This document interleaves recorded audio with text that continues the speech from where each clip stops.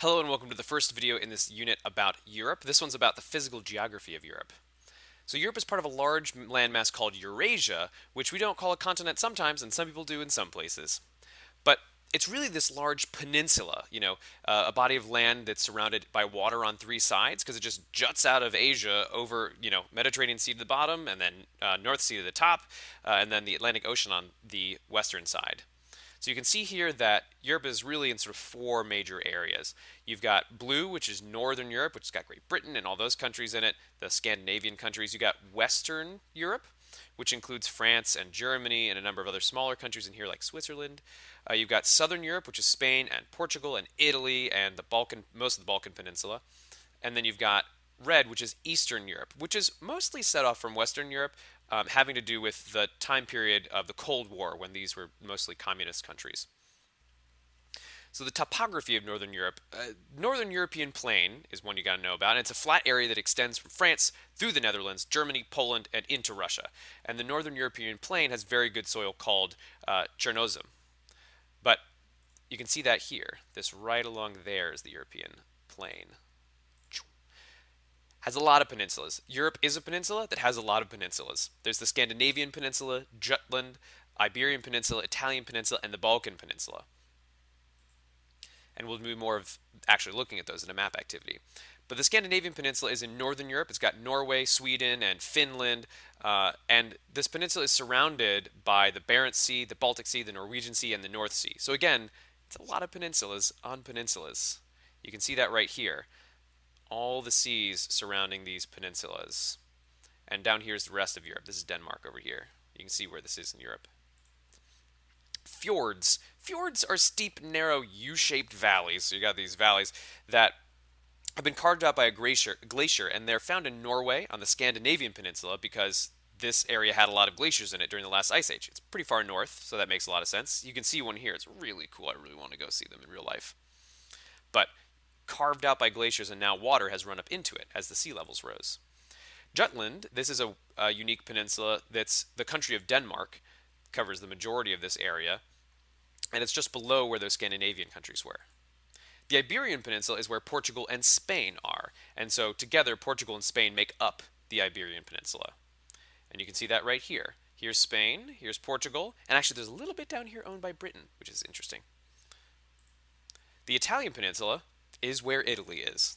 And you can see that right here in this southern part of Europe, including, kind of looks like a boot. That's what everyone calls it, the boot, kicking the ball. And then you've also got this island here, which is sometimes, it's not considered part of the peninsula, but it is controlled by Italy.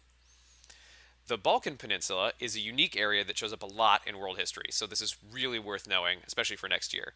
It's surrounded by the Adriatic Sea, the Aegean Sea, and the Black Sea, and you can see, right here, that it's this sort of lumpy area, but it is surrounded by seas on three sides. It's that blue area. There are some strategic waterways that are useful for different things. A strategic waterway is a narrow body of water that provides a transportation or a sea route, and some examples in Europe are the English Channel, the Strait of Gibraltar, and the Dardanelles and the Bosphorus. And we'll take more of a look at those later, because the English Channel separates the island of Great Britain from France. And there's this really narrow spot called the Strait of Dover, which is 21 miles wide, and people swim it. People actually swim all the way across from Calais to Dover, right there. That's a little tiny area, but you can see here it's a small body of water that runs between two important places. The channel is actually a tunnel that goes underneath that whole thing, as in they dug underneath a sea to get from Britain to France to provide a train tunnel that goes underneath, which is very cool. You can see that here going from Calais over to Dover and into the United Kingdom. So you can take a train under the water, huge under the water tunnel. You can see that going here through some of the bedrock and these cool areas. There's lots of cool research on this too. The Strait of Gibraltar connects the Atlantic Ocean to the Mediterranean Sea, and it also separates the continents of Europe and Africa. But at its narrowest point, it's really tiny, so it's another way you can control trade if you control this spot. So Great Britain wanted that. See how small that is? And you can see the joining of the two major bodies of water. And you can see here that Spain controls this, and then Britain controls this. The little tiny pointy bit at the end. The Rock of Gibraltar is actually, because it's an overseas territory of the UK, even though the UK is really far away, but it's been like that for 300 years. It's where and monkeys live there. I don't know if you knew that. It's one of the only places monkeys live in Europe is on the Strait of Gibraltar.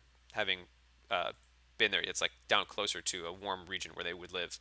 Um, the Bosphorus and Dardanelles uh, separate Europe from Asia Minor, which is Turkey. And part of Turkey is in Europe, and the other part is located in Asia because of the history of the Ottoman Empire, which we will talk about in world history too. But the important thing there is that the Turkey controls the trade that runs through there because it has both sides. Some islands in northern Europe are Great Britain, Ireland, Iceland, and Great Britain and Ireland are actually two major islands on what's called an archipelago, which is a small group of islands, and together they're called the British Isles. So there's Great Britain, which is the large one, and then there's Ireland, which is off to the side. Because Great Britain is made up, it's on a single island, and it's one country still, although that's now in doubt.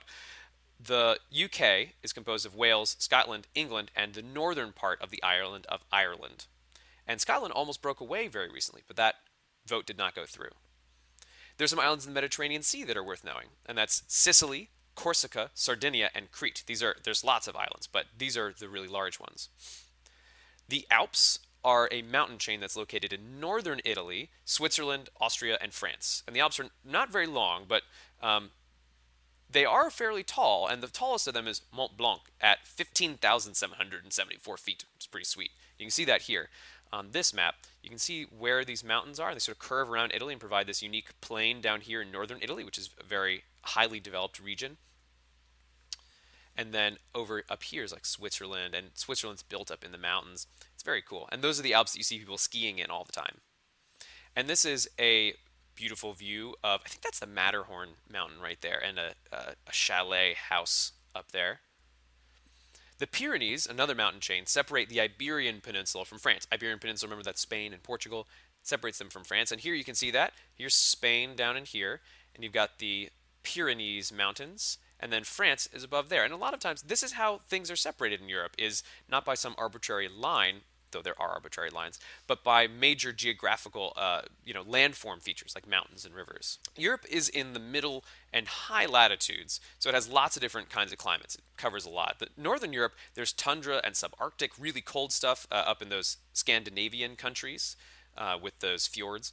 Most of Western Europe has a marine west coast climate, and Southern Europe has a Mediterranean climate. So Europe's climate is unique. The wind currents and ocean currents have a huge impact on the actual climate of the place. Because there's a thing called the North Atlantic Drift, which is an ocean current, the water that's running through, coming up from the warmer regions of the world and comes over from the coast of North America into Europe. And by carrying the warm water up that far, it actually heats all of Europe and keeps Europe from being encased in snow for much of the year. That's why Britain is really far north, but they don't actually get all that much snow. Europe is also warmed by wind currents called the westerlies, and that results in Europe being this uniquely warm spot up high in the latitudes. And that's all for this PowerPoint, but we'll come back and see more.